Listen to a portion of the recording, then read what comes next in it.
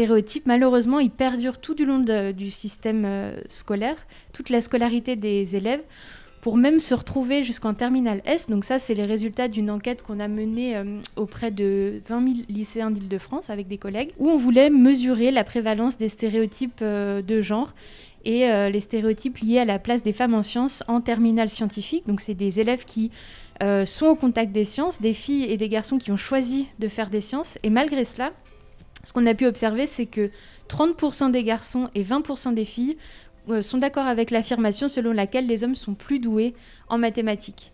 Donc je trouvais ça assez consternant qu'en terminale S, c'est quasiment des adultes, ils ont 18 ans, ils adhèrent toujours à ce stéréotype-là. Alors même que les filles réussissent aussi bien, voire mieux au bac dans les matières scientifiques que les garçons. Donc ça, c'est la première partie du constat. La deuxième partie du constat, si on s'intéresse à la prévalence des stéréotypes de genre chez les professeurs, donc il y a pas mal d'études dans les années 90 qui montraient qu'il y avait une prévalence de stéréotypes dits explicites, c'est-à-dire les professeurs étaient d'accord explicitement avec l'affirmation selon laquelle les hommes avaient plus d'aptitudes innées pour les mathématiques que les filles. Les choses ont bien changé depuis.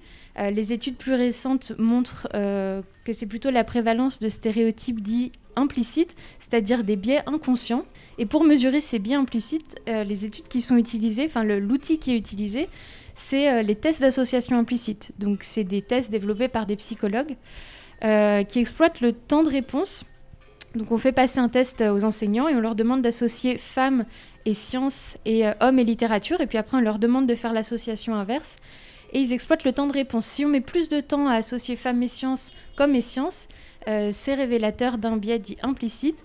Et donc aujourd'hui, c'est ce que les études révèlent. Donc qu'il y a quand même pas mal d'enseignants qui sont sujets à ce type de biais.